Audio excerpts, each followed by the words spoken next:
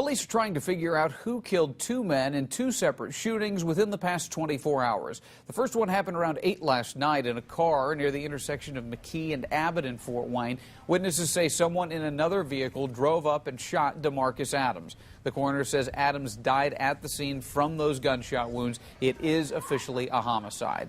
About 8 hours later, police say someone might have shot another man in a car, then pushed him out onto Reed Street. That victim died at the hospital. Officers say a car they found less than half a mile away near Colerick and Bowser may have been involved in the shooting, but police say it's too soon to identify a motive.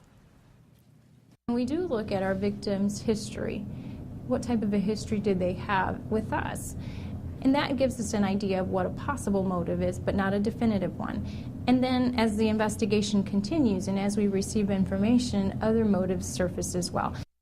Right now, police don't think the two shootings are connected. Well, the mother of one of those shooting victims is pleading to our community tonight to put an end to the violence. News Channel 15's Alyssa Ivinson is live on McKee Street where the woman's son was gunned down last night. Alyssa?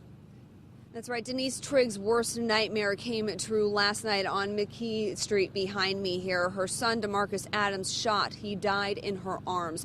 Last night, we first showed you her desperate plea to parents and the community. And tonight, police weigh in. He died in my arms. He died in my arms. He tried to fight so hard. With tears in her eyes, her son's blood still on her hands, Denise Trigg looks Fort Wayne in the eye. This message to all mothers, all fathers. Talk to your kids.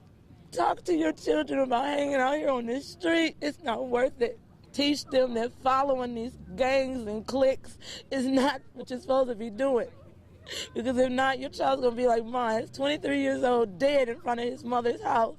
An emotional plea for the community to say enough is enough. She's absolutely right. News Channel 15 sat down with Fort Wayne Police Chief Rusty York to watch Denise's interview. York already knows her. She was at the police station just last month after her son was shot and injured. Trying to get her son, out of this environment. York says gang and drug violence is a cycle. You have no one coming forward, and you just know the other shoe's going to drop. A day from now, a week from now, when somebody from this gang is going to seek retribution and fire on another person. Stopping that cycle isn't easy. This violence will ebb when either young people are put in jail or they die.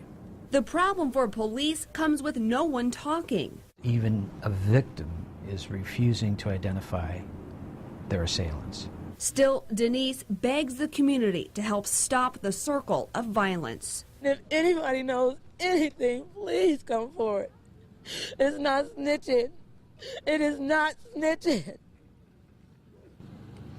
York added there is a groundswell in the Fort Wayne community of leaders who are all working to try to reach these kids as young as possible and prevent them from even being involved in gangs in the first place. Live in Fort Wayne, Alyssa Ivinson, News Channel 15.